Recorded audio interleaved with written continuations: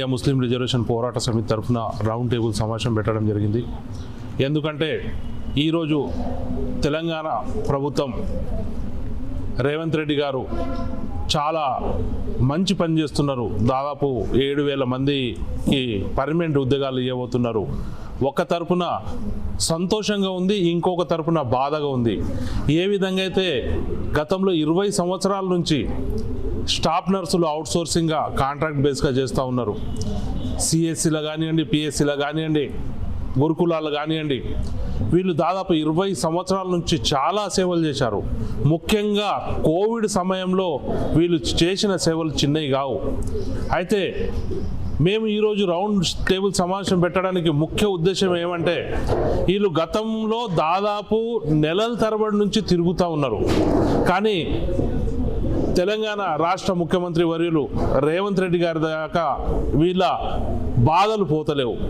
కాబట్టి మేము ఈరోజు మాకు నమ్మకం ఉంది. తెలంగాణలో గతంలో ఏదైతే కేసీఆర్ ముఖ్యమంత్రి ఉన్నప్పుడు మాకు నమ్మకం లేకుండే 10 సంవత్సరాల్లో ఏ ఒక్క రోజు కూడా సెక్రటరియట్కు మేము వెళ్ళలేదు.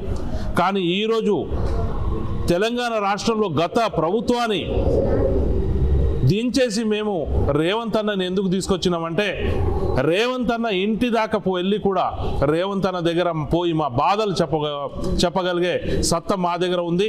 కాబట్టి ఈరోజు కాంగ్రెస్ ప్రభుత్వాన్ని తీసుకురావడం జరిగింది. ఇక్కడ ఆడపిల్లల బాధ అన్న వాళ్ళు మాట్లాడితే కళ్ళలో నీళ్ళు వస్తుంది. ఎందుకంటే 20 సంవత్సరాల నుంచి వాళ్ళు చేస్తున్నారు. రేపటికి మాపటికి వాళ్ళ వయసులు కూడా అయిపోతున్నాయి. గతంలో ఏఎన్ఎంలు ఎవరైతే ఉన్నారు కదా, 48 సంవత్సరాల నుంచి వాళ్ళకి 51 సంవత్సరాలు చేశారు. వాళ్ళకు 51 సంవత్సరాలు చేసి ఉద్యోగాలు ఇచ్చారు. కానీ జిఎన్ఎంలకు మాత్రం కేవలం 48 సంవత్సరాలే ఉంది.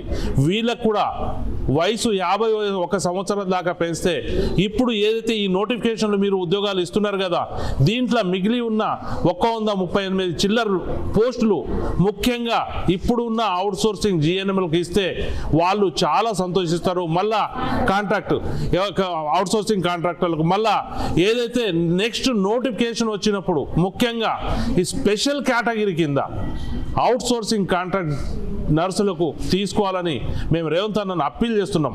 ఎందుకంటే ఈరోజు చాలామంది నర్సులు డాక్టర్లు లేకుంటే నర్సులే చేసేది మొత్తం. మెయిన్ ముఖ్యంగా ఎన్హెచ్ఎం ఎవరైతే కాంట్రాక్టర్లు ఉన్నారు కదా, వాళ్ళకు దృష్టిలో పెట్టి ఫస్ట్ వాళ్ళకే స్పెషల్ కేటగిరీ కింద వాళ్ళకు ఇవ్వాలని మేము రేవంత్ రెడ్డి గారికి అప్పీల్ చేస్తున్నాం. కానీ ఈ ప్రెస్ మీట్ రౌండ్ టేబుల్ సమావేశం ఉద్దేశం ఏమంటే, రేవంత్ అన్న మీద ఇక్కడ ఉన్న అందరికీ నమ్మకం ఉంది. మా సమస్య రేవంత్ అన్న దగ్గర రాకపోతే రేవంత్ అన్న ఖచ్చితంగా చేస్తారని. కానీ 10 సంవత్సరాలు మనకు కేసీఆర్ మీద నమ్మకం లేకుండా.